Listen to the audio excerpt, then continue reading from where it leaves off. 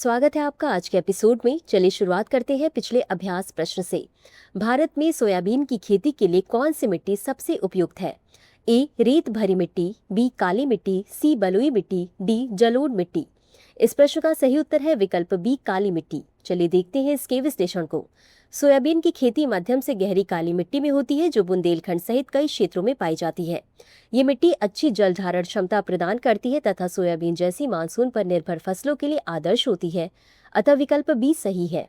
तो चलिए शुरुआत करते हैं आज के एपिसोड की पहले प्रश्न से। राष्ट्रीय कंपनी कानून न्यायाधिकरण के संदर्भ में निम्नलिखित कथनों पर विचार करें। एक, यह भारत में एक अर्ध न्यायिक संस्था है जिसे कंपनी अधिनियम 2013 के तहत कॉरपोरेट कानून से संबंधित मामलों का निपटान करने के लिए स्थापित किया गया है। 2, इराडी समिति ने पहली बार एनसीएलटी के गठन की सिफारिश की थी। 3, इसका उद्देश्य कंपनी कानून और दिवाला और शोधन अक्षमता अधिनियम 2016 से संबंधित विवादों एवं मामलों के समाधान के लिए एक विशेषीकृत मंच प्रदान करना है। उपर्युक्त कथनों में से कितने कथन सही नहीं है? ए केवल 1, बी केवल 2, सी सभी 3, डी कोई भी नहीं। इस प्रश्न का सही उत्तर है विकल्प डी कोई नहीं। चलिए देखते हैं इसके विश्लेषण को। राष्ट्रीय कंपनी कानून न्यायाधिकरण या एनसीएलटी यह एक अर्ध न्यायिक संस्था है जिसे कंपनी अधिनियम 2013 के तहत कॉरपोरेट कानून संबंधी मामलों का निपटारा करने के लिए स्थापित किया गया है, अतः कथन 1 सही है। न्यायमूर्ति वी बालकृष्णन इराडी की अध्यक्षता वाली इराडी समिति ने पहली बार एनसीएलटी के गठन की सिफारिश की थी, अतः कथन 2 सही है। एनसीएलटी का प्राथमिक उद्देश्य कंपनी कानून और दिवाला और शोधन अक्षमता अधिनियम 2016 से संबंधित विवादों एवं मामलों के निपटारों के लिए एक विशेषीकृत मंच प्रदान करना है, अतः कथन 3 सही है। यह न्यायाधिकरण कॉर्पोरेट शासन सुनिश्चित करने और शेयरधारकों, लेनदारों और अन्य हितधारकों के हितों की रक्षा करने में महत्वपूर्ण भूमिका निभाता है। अगला प्रश्न है, एशियाई उत्पादकता संगठन के संदर्भ में निम्नलिखित कथनों पर विचार करें। 1, भारत ने वर्ष 2025-26 कार्यकाल के लिए एशियाई उत्पादकता संगठन की अध्यक्षता संभाली है।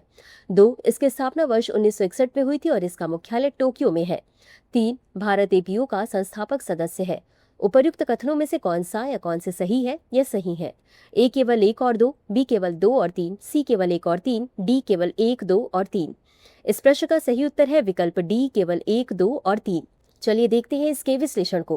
भारत ने 67वीं गवर्निंग बॉडी मीटिंग के दौरान एशियाई उत्पादकता संगठन की वर्ष 2025-26 अवधि के लिए आधिकारिक रूप से अध्यक्षता संभाली, अतः कथन 1 सही है। एपीओ एक अंतर सरकारी निकाय है जिसकी स्थापना वर्ष 1961 में हुई थी और इसका मुख्यालय टोक्यो में है, अतः कथन 2 सही है। सदस्य एवं संगठनात्मक संरचना। एपीओ की सदस्यता एशिया प्रशांत के उन देशों के लिए खुली है जो एशिया प्रशांत के लिए संयुक्त राष्ट्र आर्थिक एवं सामाजिक आयोग की भी सदस्य हैं। वर्तमान में इसके 21 सदस्य देश या अर्थव्यवस्थाएं हैं जिनमें भारत एक संस्थापक सदस्य भी शामिल है, अतः कथन 3 सही है। अगला प्रश्न है, वोस्ट्रो खाते के संदर्भ में निम्नलिखित कथनों पर विचार करें। 1, यह एक ऐसा खाता है जो एक संपर्ककर्ता बैंक दूसरे बैंक की ओर से रखता है। 2, यह घरेलू बैंकों को वैश्विक बैंकिंग आवश्यकताओं वाले ग्राहकों को अंतर्राष्ट्रीय बैंकिंग सेवाएं प्रदान करने में सक्षम बनाता है। 3, इसकी सेवाओं में वायर ट्रांसफर, विदेशी मुद्रा लेन देन, जमा और निकासी की सुविधा तथा अंतर्राष्ट्रीय व्यापार में तेजी लाना शामिल है। उपर्युक्त में से कितने कथन सही हैं? ए केवल 1, बी केवल 2, सी सभी 3, डी कोई नहीं। इस प्रश्न का सही उत्तर है विकल्प सी सभी 3। चलिए देखते हैं इसके विश्लेषण को। वोस्ट्रो खाता। नोस्ट्रो और वोस्ट्रो खाते विदेशी मूल्य वर्ग में खोले जाते हैं। वोस्ट्रो खाता एक ऐसा खाता है जो एक संपर्ककर्ता बैंक दूसरे बैंक की ओर से रखता है, अतः कथन 1 सही है। वोस्ट्रो खाते घरेलू बैंकों को वैश्विक बैंकिंग जरूरतों वाले ग्राहकों को अंतर्राष्ट्रीय बैंकिंग सेवाएं प्रदान करने में सक्षम बनाते हैं, अतः कथन 2 सही है। वोस्ट्रो खाता सेवाओं में वायर ट्रांसफर निष्पादित करना, विदेशी मुद्रा लेन देन करना, जमा और निकासी सक्षम करना एवं अंतर्राष्ट्रीय व्यापार में तेजी लाना शामिल है, अतः कथन 3 सही है। अगला प्रश्न है, rising Rajasthan global investment summit 2024 Rajasthan के किन जिलों में आयोजित किया गया? ए जोधपुर, बी उदयपुर, सी शहर, डी जयपुर। इस प्रश्न का सही उत्तर है विकल्प डी जयपुर। चलिए देखते हैं इसके विश्लेषण को। Rising Rajasthan global investment summit का आयोजन दिसंबर 2024 में Jaipur exhibition convention centre Sitapura Jaipur में किया जाएगा। निवेश शिखर सम्मेलन का विषय था रिप्लीट, रिस्पॉन्सिबल, रेडी अर्थात पूर्ण, जिम्मेदार, तैयार, जिसमें सतत खनन, जल सुरक्षा और महिलाओं के नेतृत्व वाले स्टार्टअप पर चर्चा की गई, अतः विकल्प डी सही है। अगला प्रश्न है, DRR धान 100, कमला और पूसा DST राइस 1 के संबंध में निम्नलिखित कथनों पर विचार करें। 1, ये भारत की पहली जीनोम संपादित धान की किस्में हैं जिन्हें उत्पादकता, जलवायु सहनशीलता और संसाधन दक्षता को बढ़ाने के लिए विकसित किया गया है। 2. इन्हें भारतीय कृषि अनुसंधान परिषद द्वारा उन्नत क्रिस्पर Cas9 जीनोम संपादन तकनीक का उपयोग करके विकसित किया गया है। 3. इनमें कोई विदेशी डीएनए सम्मिलित नहीं किया गया है, जिससे ये पारंपरिक रूप से विकसित फसलों के समान मानी जाती है। उपर्युक्त कथनों में से कितने कथन सही हैं? ए केवल 1, बी केवल 2, सी सभी 3, डी कोई भी नहीं। इस प्रश्न का सही उत्तर है विकल्प सी सभी 3। चलिए देखते हैं इसके विश्लेषण को। DRR धान 100 कमला और पूसा DST राइस 1। DRR धान 100 कमला और पूसा DST राइस 1 भारत की पहली जीनोम संपादित धान की किस्में हैं, जिन्हें उत्पादकता, जलवायु अनुकूलन और संसाधन दक्षता बढ़ाने के लिए विकसित किया गया है। अतः कथन 1 सही है। ये किस्में लोकप्रिय सांबा मसूरी पर आधारित हैं। इन्हें ICAR द्वारा क्रिस्पर Cas9 जैसे उन्नत जीनोम संपादन तकनीक से विकसित किया गया है। अतः कथन 2 सही है। इनमें कोई विदेशी डीएनए सम्मिलित नहीं किया गया है, जिससे ये पारंपरिक प्रजनन वाली फसलों के समान है। अतः कथन 3 भी सही है। अगला प्रश्न है, सिलीगुड़ी कॉरिडोर के संबंध में निम्नलिखित कथनों पर विचार करें। 1. यह पश्चिम बंगाल में स्थित भूमि का एक संकीर्ण विस्तार है। 2. नेपाल, भूटान और बांग्लादेश के बीच स्थित यह भारत और उसके पूर्वोत्तर राज्यों के बीच एकमात्र स्थलीय संपर्क मार्ग है। उपर्युक्त कथनों में से कौन सा या कौन से सही है या सही है? ए केवल 1, बी केवल 2, सी 1 और 2 दोनों, डी न तो 1 और न ही 2। इस प्रश्न का सही उत्तर है विकल्प सी 1 और 2 दोनों। चलिए देखते हैं इसके विश्लेषण को। सिलीगुड़ी कॉरिडोर पश्चिम बंगाल में भूमि का एक संकरा विस्तार है। अतः कथन 1 सही है। इसके संकीर्ण आकार के कारण इसे चिकन नेक कहा जाता है। नेपाल, भूटान और बांग्लादेश के बीच स्थित यह भारत और इसके पूर्वोत्तर राज्यों के बीच एकमात्र भूमि संपर्क मार्ग है। अतः कथन 2 सही है। अतः विकल्प सी सही है। अगला प्रश्न है, निम्नलिखित कथनों पर विचार करें। 1. वास्तविक नियंत्रण रेखा या LAC 1962 के भारत चीन युद्ध के बाद अस्तित्व में आई। 2. भारत चीन सीमा पश्चिमी लद्दाख, मध्य हिमाचल प्रदेश, उत्तराखंड और पूर्वी अरुणाचल प्रदेश, सिक्किम क्षेत्रों में विभाजित है। उपर्युक्त में से कौन सा या कौन से कथन सही नहीं है या नहीं है? ए केवल 1, बी केवल 2, सी 1 और 2 दोनों, डी न तो 1 और न ही 2। इस प्रश्न का सही उत्तर है विकल्प डी न तो 1 और न ही 2। चलिए देखते हैं इसके विश्लेषण को।